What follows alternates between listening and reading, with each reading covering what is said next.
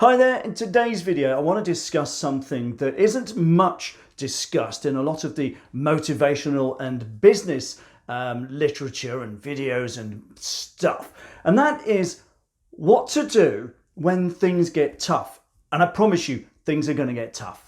Thanks for stopping by and watching the video. My name is Carl Craig West and I'm the founder of the Smashing Self-Employment online business community and also the Auckland Business Builders Club. I'm a best-selling author of the book Smashing Self-Employment, which you can find on Amazon, and I'm a speaker and trainer. And if you like this video, please click on the like button, share it out far and wide, especially if you know somebody who's having a bit of a hard time in their self-employed life and may benefit from what I'm about to say. And if you're watching this on YouTube, click on the subscribe button. It'll be down there somewhere, or there's a little icon in the bottom right-hand corner. It would be great to have you on board. Okay, let's get something straight. With self-employment, it really is the most amazing life, an amazing way to work you could possibly have.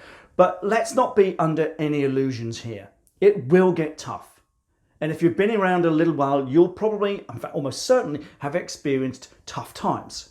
You know, there may be times where you're afraid to look at the bank balance because of how little money you suspect is in it. There might even be times when you don't even want to open up your laptop or your computer simply because of all the barrage of stuff that's coming at you that just can't cope. You may be overwhelmed with the workload, which is really beginning to get you down. And I don't mind confessing, there have been times when I genuinely did not want to get out of bed because I was just really not having a happy time in my self-employed life.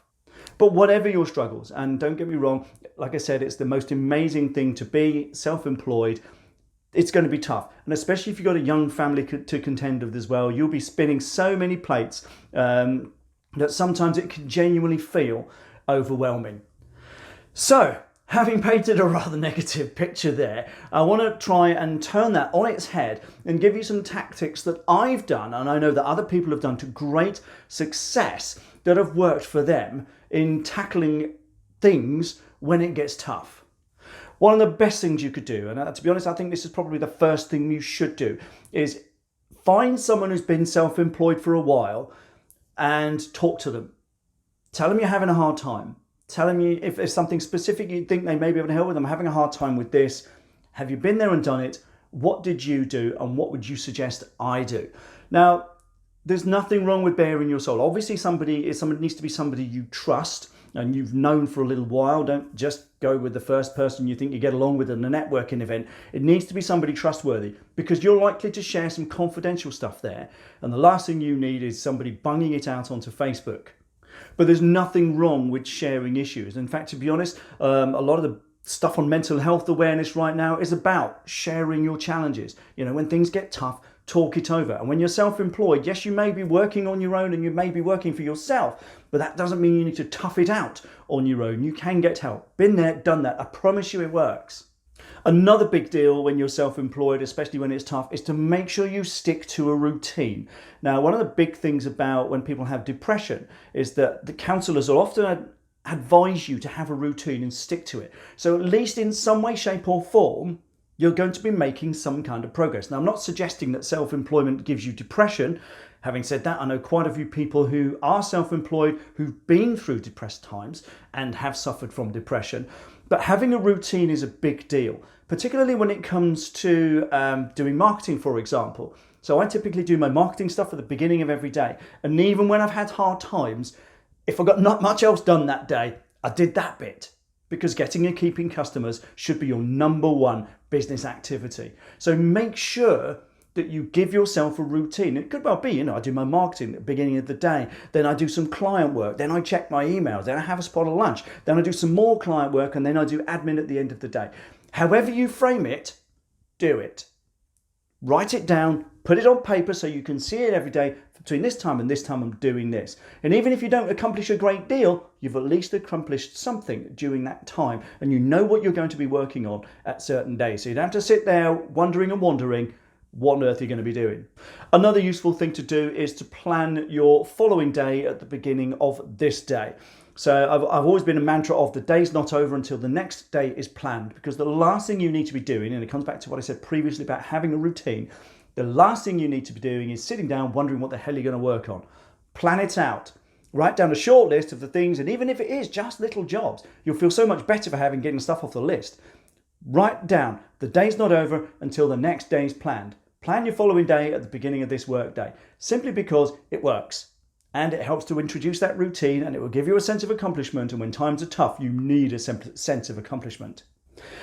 Another one, and this is arguably the biggie, and that is to know your purpose. Know why you're doing this. Now, I made a video early on the reason why we do this, and your reason needs to be massive, crystal clear, embedded, tattooed into your brain, because it becomes your motivation.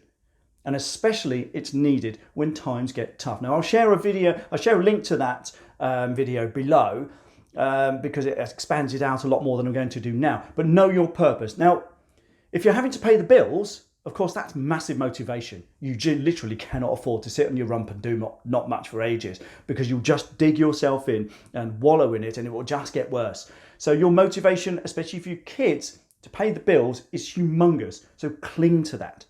Cling to that. If providing for your loved ones is your big deal, make sure you're clinging to that. Make sure that is your spur, your driving force. You know, if you want the Bentley, the beach house and the boat, that's fine, but you need to cling to that. That's where you're going. It needs to be crystal clear in your mind. Or if you just want a couple of extra holidays a year, cling to that. Make sure it's crystal clear about what you want to do, what you're aiming at, and what you're working on to achieve that. Because knowing your purpose at the end of the day should be the be all and end all of your self-employment. It should be the reason you are self-employed, to have a purpose, to do something with your life, whether that is just paying the bills, and that's fine, or it is, having the luxury lifestyle in 10 years' time that you've always dreamed of. Either is great, and something in between is great too. But whatever it is, you need to be clear on your purpose. Why are you doing this? But like I said, I'll share the video to expand it out a little bit further below.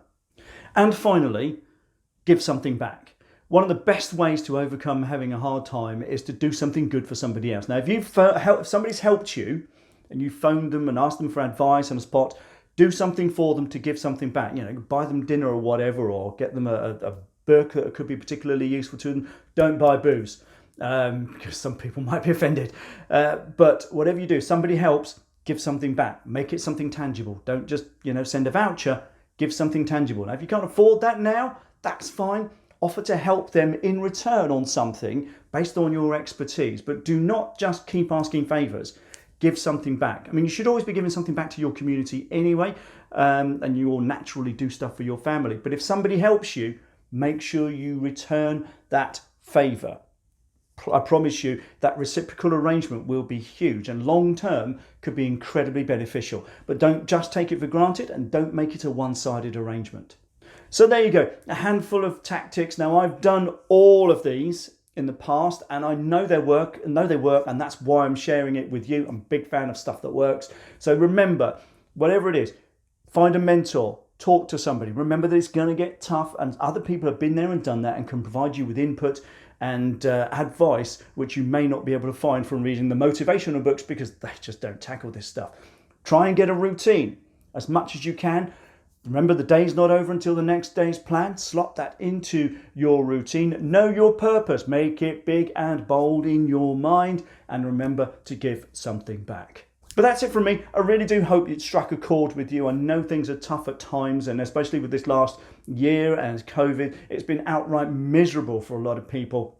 But things are looking up here in spring 2021, or autumn if you're like me in the southern hemisphere.